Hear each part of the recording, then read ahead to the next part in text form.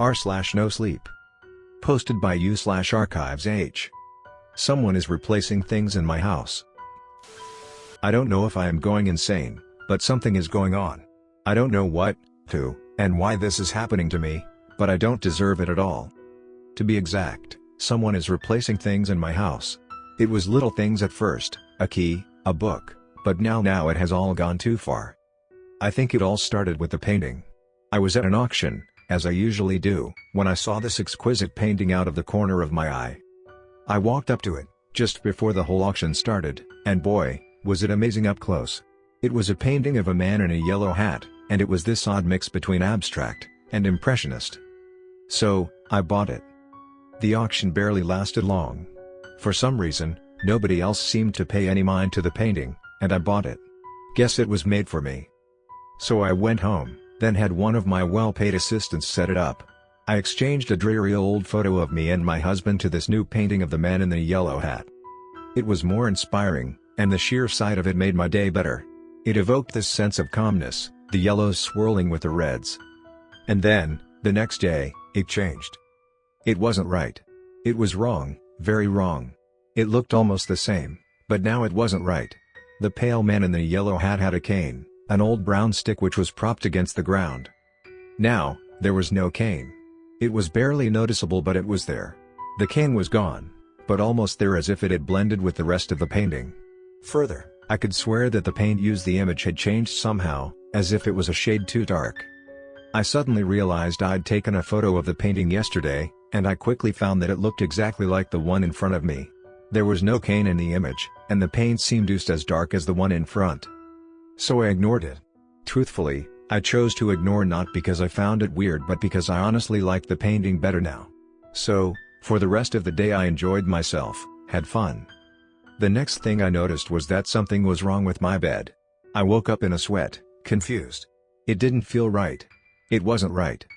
Something was wrong with it, and I quickly leapt up to see what was the matter, but still, even as I scoured the room, nothing was wrong except the bed.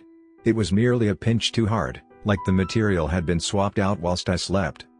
Chadwick. I called the next day. Chadwick worked for me as a cleaner, and he'd been in my service for a couple years. "Can you check this bed?" "Of course." He pressed and prodded it. "What appears to be the matter, ma'am?" "Nothing, it just feels off somehow." "Not to me," he murmured. "Feels just as normal as before." But I swear, something changed. I could just tell something had surely changed, I just didn't know what. I passed the painting on my way to work outside, and instantly, I forgot about the whole ordeal, chalking it up to my imagination. The rest of the day passed without any problems, and soon, I found myself back at home, asleep. Then, I heard it. The slam of a door closing. I instantly shot myself up, half awake, confused. That couldn't have been real, right? Wrong. I sat still as I heard steps, just outside my room, walking in the main hall. I sat still as I heard a whistling, a joyous tune being played as whoever was outside walked and hummed. And then I heard this awful scratching noise, like something being dragged across the wood. I covered my ears in response, the scratching getting louder and louder. It crescendo, piercing my hands, and I felt like I was about to yell before it stopped. The noise was gone, the whistling, the steps all gone, as if whatever was outside had vanished into thin air. I didn't see how going outside myself was a good idea, so I called the police, and moments later, they arrived, knocking on my door. I used an app on my phone to open it, and soon, they began searching the place, sweeping up and down. "We've found no intruder," the leader explained. "We've been all through his house, and we've found nothing." "Are you sure?" I asked, confused. I heard steps, whistling, and a door slamming shut. "Maybe it's the wind," he explained. "And that tree outside could have made the stepping noise." He gestured to massive old tree outside, a branch lightly tapping against the window. I guess so. But what about the door slamming shut? And the scratching?" I questioned. "Ma'am, maybe you dreamt that you said you were half asleep?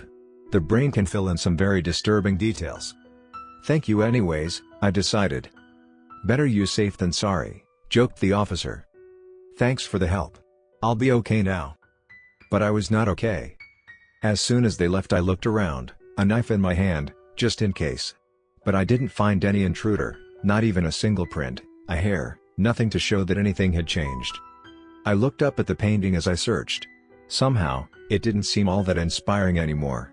The man in the yellow hat always had this calming smile, but now well, it was more of a menacing sneer. And then, just as I was about to return myself to sleep, saw it. A coffee table. It wasn't my coffee table that was there, no, it couldn't have been. My coffee table was wooden, brown, original. And this thing that was there wasn't. It was cold, black, and fake. Someone, whoever was at my house, had replaced it. I was sure of it this time. Yet as I checked my phone for proof, looking for an image of me and my husband taking a selfie in my house, the photograph showed a black plastic coffee table, not at all what I was sure it was supposed to be. It had been replaced just like my bed and the painting. Someone had been in my house, slammed the door, walked over to it and somehow replaced it with this thing. I looked back at the changed painting. It still sneered at me. I didn't like it anymore, and I draped a white cloth over it, hiding the horrid thing from view. No, it wasn't good. The next time one of my assistants was over, I'd have them replace it with a photograph of me and my husband again. I woke up the next day, refreshed. I made myself a juice, then some pancakes, and them in relative joy. Actually, I was having a pretty good time until I saw it. The painting. The white sheet I draped around it was gone, fallen to the floor. But no, it wasn't just fallen. It had fallen so perfectly that it was as if someone had purposely taken it down, then made it into a neat circle under the painting. Someone, who perhaps, had been in my house. For the next few days, whatever was causing this did me no harm. It all stopped. Everything, save for the painting, bed, and table for normal, and I didn't sense that anything had changed. For a week or so, the painting finally inspired me yet again, and I was able to do my job as a writer. That week must have been the most productive week of my life because by the end of it, I'd finished my research paper. And then, merely a week since it stopped, it started again. I woke up, at first thinking nothing was wrong. No, everything was fine until I'd gotten to work, snapped open my laptop, and opened my research paper. It was wrong. The words, ever slightly, had been changed. It was as if someone had completely plagiarized my work, just changing simple sentences, phrases and words here and there, making it sound just almost like my work. "Hey, Constance." My lab assistant, a person named Quint Magnus, called. "I just read your new draft. The new paper looks awesome." "The new draft?" I asked, confused. "Yeah, you sent me that file on your laptop last night," they explained. "I just read it. Looks awesome. I think it's your best paper yet." "I wrote this?" I murmured, confused. "Amazing, isn't it? I am certain I did not write that paper. Someone or something had deliberately changed things.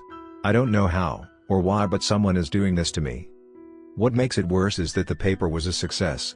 The university I worked at loved me. In fact, I got several awards for it the same day. The next thing I noticed was when I finally got home a sheer 2 days later, the university had me traveling to a nearby town to present my paper, and by then, I had no idea what had happened. The first thing I noticed was my wedding ring. In my haste, I'd accidentally slipped it off and put it on top of the coffee before I departed for the nearby town. It had been replaced. It was almost where I had left it, only by a few degrees off. Something else was wrong too. The diamond. It was different. My husband had bought the cheapest diamonds he could find. We weren't as rich as we are now, and he'd scrambled just enough money to buy it. But now, the ring was glamorous, a shining paragon of art. It was wrong. It felt plastic, unoriginal. It was without love. And then, I saw something else that had changed. It was an old suit of my husband's I'd always kept hanging as a decoration. But it wasn't how I'd remembered. There was an extra gold button now, and it seemed longer than usual. This wasn't right at all. I phoned my friend Cassie, and she came over soon enough. But, just like I secretly expected, she thought nothing of it, claiming it was just as she remembered. As she inevitably left, I looked on back at the painting, smiling back at me in an evil sneer. I would have had one of my assistants change it back, but apparently, the company which lended me assistance had abruptly gone bankrupt right before I left to present my paper. So I did the next best thing to do. I called my husband. He was away on a business trip, but he'd be coming back tomorrow afternoon.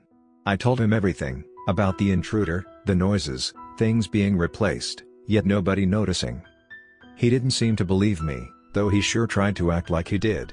I even showed him the ring, but he just reminisced on the past, telling me a tale of buying the ring that was not at all how I'd remembered it. There was nothing I could do now, but sleep, and wait for my husband to come home. I heard it almost immediately. A slam of my door, quick footsteps, then, silence. I knew the police wouldn't come back, no, and even if I did I don't think they would have believed me. I went outside my room to catch the intruder but instead, nothing. Nothing had been changed. I heard something to the left of me, and I turned just in time to see my open door slam, yet I saw nobody running out. I checked the cameras monitoring the door but nothing. It hadn't moved an inch. An hour later, came the doorbell. I looked at my phone when it buzzed. A text from my husband, "I'm home." The front food began to open, the door, turning as I finally rejoiced that he was home, back from the trip. Finally, I could tell him in perfect detail of the events of the past few days. I could have him remove the painting, replace it with the one with us on the wall, and then everything would be alright. We'd fix things, make it the way before, and everything would be fine, nothing would be changed anymore. And the door opened, revealing a tall man whom I did not know. "Who are you?" I yelled, the kitchen knife in my hand raised up high. "It's me, your husband," he responded, confused, taking a step back. No, you don't even." I realized just then what had happened, and quickly, I rushed over to my room, searching for the original photo. I looked through boxes and boxes, files and files, and finally found the original photo that I had taken down. And to my utmost fear, it had changed.